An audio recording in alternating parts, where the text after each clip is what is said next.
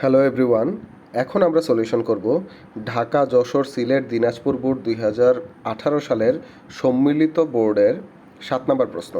7 নম্বর প্রশ্নের মধ্যে দেখো এখানে বলা আছে, দৃঢ় অবলম্বন হতে 1 মিটার দৈর্ঘ্যের একই উপাদানের দুটি তারের প্রত্যেকটির মুক্ত প্রান্তে 0.05 কেজি ভর ঝুলানো হলো। তারগুলোর ব্যাস যথাক্রমে 2 মিলিমিটার ও 4 মিলিমিটার। ইয়ংয়ের গুণাঙ্ক দেওয়া আছে y = 2 × 10⁻11 Newton per metre square. গত বলা আছে প্রথম তারটির একক আয়তনে স্থিতিশক্তি নির্ণয় করো। আচ্ছা, একক আয়তনে স্থিতিশক্তি আমরা যদি জানি, এটাকে আমরা ইউ প্রাইম দিয়ে প্রকাশ করি, = কত, হাফ ইন্টু আমরা কত লিখতে পারি, পীড়ন ইন্টু বিকৃতি, তাই না? পীড়নকে আমরা লিখতে পারি F/A এবং বিকৃতিকে আমরা লিখতে পারি l/L। এখন তুমি যদি দেখো এখানে পীড়ন আমরা বের করতে পারবো, কারণ যেহেতু আমাদের এখানে ভর দেয়া আছে, আমরা বল পেয়ে গেলাম, mg দিয়ে ভর পেয়ে যাব। আর এখানে দৈর্ঘ্য দেয়া আছে, আর এখানে আমাদের কি দেয়া আছে, ব্যাস দেয়া আছে, তাই না? তাহলে প্রথম তারের ব্যাস দেয়া আছে 2 মিলিমিটার, তাহলে ব্যাস থেকে আমরা ক্ষেত্রফল πr² দিয়ে পেয়ে যাব, তাই না? কিন্তু আমাদের এখানে এল দেয়া থাকলে স্মল এল এর জন্য কোনো কি নাই, বলা নাই। ইয়ংয়ের গুণাঙ্ক আমাদের এখানে বলা আছে। তো আমরা ইয়ংয়ের গুণাঙ্ক কি জানি? ইয়ংয়ের গুণাঙ্ক জানি পীড়ন / কত, আমরা লিখতে পারি বিকৃতি। তাহলে এইখান থেকে বিকৃতিটাকে যদি আমরা উপরে নিয়ে যাই, আমরা লিখতে পারি বিকৃতি l/L = পীড়ন / কত, ইয়ং। তাহলে এই বিকৃতির জায়গায় আমরা কি লিখতে পারি, পীড়ন / ইয়ং, এটা লিখতে পারি না? তো এই বিকৃতির জায়গায় আমরা এখন কি লিখে দিব, আমরা বিকৃতির জায়গায় লিখে দেব পীড়ন বাই ইয়ং। ঠিক আছে? তো আমরা বিকৃতির জায়গায় পীড়ন বাই ইয়ং লিখে দিলে এই সূত্রটা কত হয়ে যাবে? এই সূত্রটা হয়ে যাবে পীড়ন F/A/ ইয়ং y। তাহলে এখানে পীড়ন কয়বার আছে? 2বার। সুতরাং আমরা এটাকে আরেকটু শর্ট ফর্ম করে লিখতে পারি যে পীড়ন স্কোয়ার ইন্টু 1/y। তাহলে আমরা কি পেয়ে গেলাম? প্রথম তারের জন্য একক আয়তনে সঞ্চিত শক্তির সূত্র পেয়ে গেলাম, যেখানে y এর মান কত দেওয়া আছে? 2 × 10⁻11 দেওয়া আছে। বলের মান আমরা পেয়ে যাব F = কত, mg দিয়ে, তাই না? m এর মান দেওয়া আছে 0.05 আর g এর মান কত, 9.8। তাহলে এই f এর জায়গায় আমরা যদি বলটার জন্য এই মানটা কী করবো, এখানে বসাই দিব এবং মান বের করলে এটার মান কত হবে? 0.05 × 9.8, তাহলে এটার মান হবে 0.49। তাহলে আমরা বলের মান পেয়ে গেছি 0.49 নিউটন। আর ক্ষেত্রফল যদি আমরা বের করি, ক্ষেত্রফলের জায়গায় আমরা কত লিখতে পারি?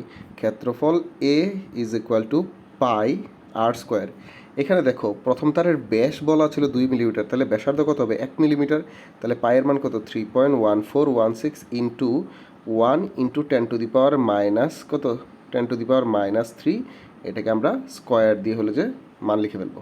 এবং আমরা যদি ক্ষেত্রফল নির্ণয় করি, তাহলে ক্ষেত্রফল A এর মান কত আসবে? আমরা এটা নির্ণয় করলে ক্ষেত্রফল A এর মান পেয়ে যাব 3.1416 ইন্টু 10⁻⁶।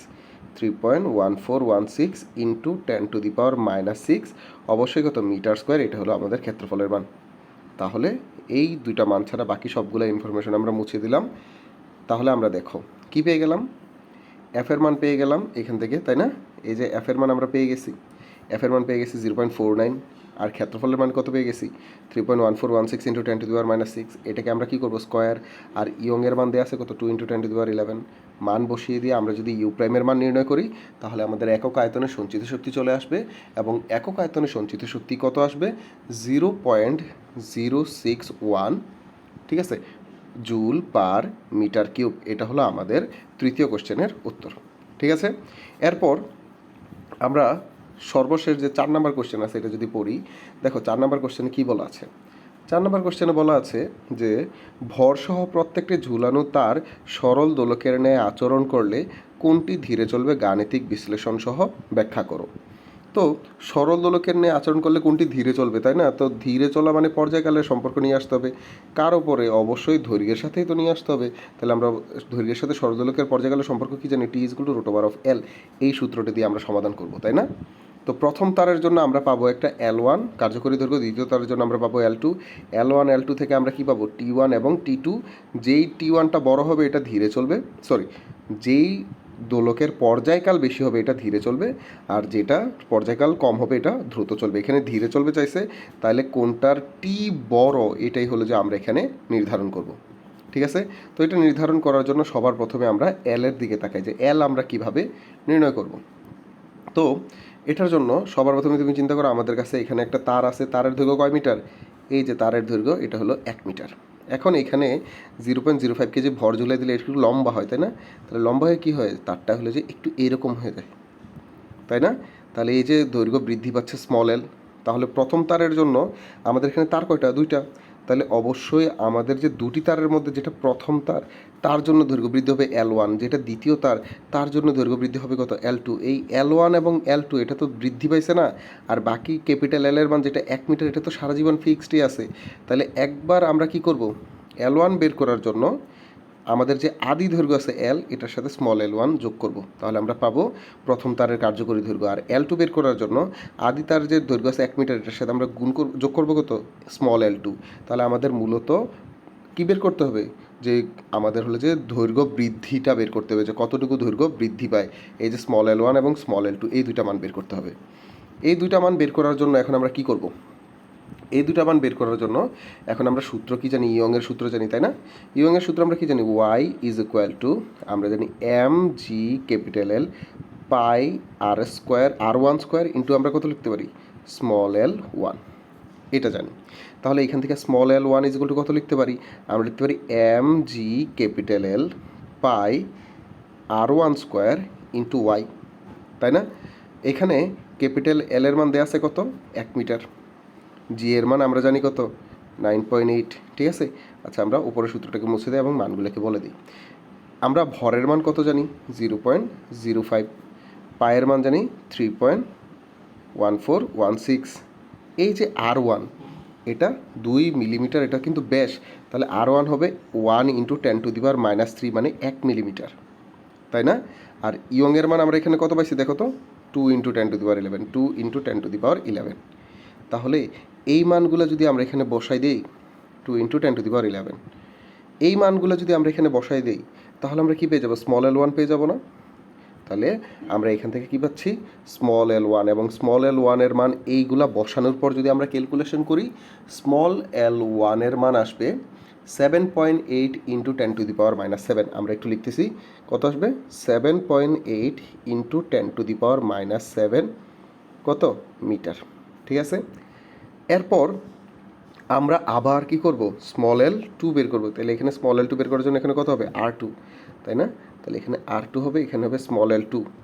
খেয়াল করো তো, এখানে R2 এর যে মান ছিল, এটা ছাড়া ভরের মান, তুমি যদি খেয়াল করো যে ভরের মান, জি এর মান, এল এর মান, ওয়াই এর মান, পাই এর মান, এগুলোর কোনো পরিবর্তন হয় না, শুধু R2 এর পরিবর্তন হয়েছে। R2 এর ব্যাস বলা ছিল কত, R2 এর ব্যাস বলা ছিল 4 মিলিমিটার, তাহলে ব্যাসার্ধ কত হবে, 2 ইন্টু 10⁻⁻3।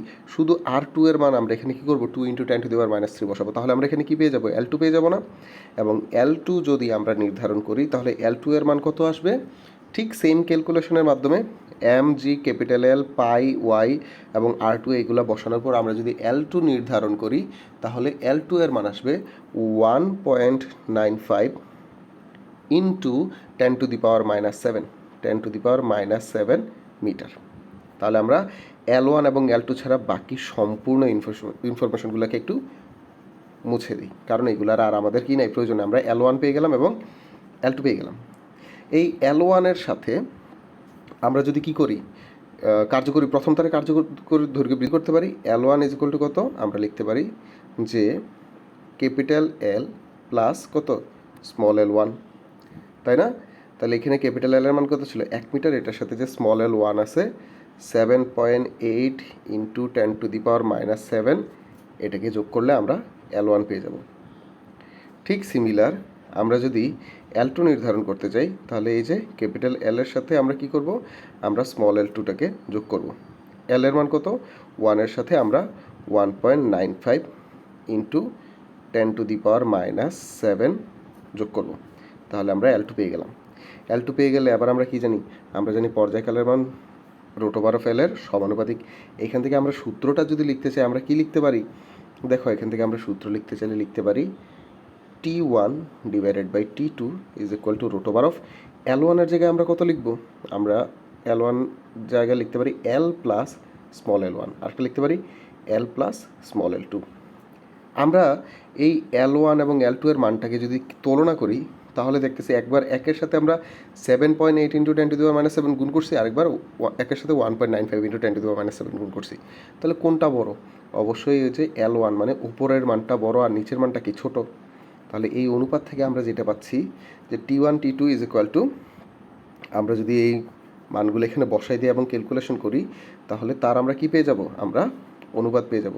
তাহলে আমাদের আসবে T1 divided by T2 is equal to, আমরা মান পাচ্ছি এটা অবশ্যই যেহেতু উপরের মানটা নিচের মানের সাথে বড়, এটার মান আসবে অবশ্যই গ্রেটার দেন 1। কত আসবে?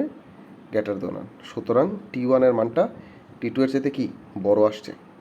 T1 এর মান যেহেতু T2 এর চাইতে বড়, তাহলে আমরা কি বলতে পারি? T1 এর মান T2 এর চাইতে বড় মানে অবশ্যই প্রথম দোলকটি কি করবে? ধীরে চলবে, কারণ যার পর্যায়কাল বেশি সে ধীরে চলে, তাই না? আমাদের এখানে প্রশ্নের মধ্যে কি ছিল? প্রশ্নের মধ্যেই ছিল যে আমাদের ভরসহ প্রত্যেকটি ঝোলানো তার সরলদোলকের ন্যায় আচরণ করলে কোনটি ধীরে চলবে?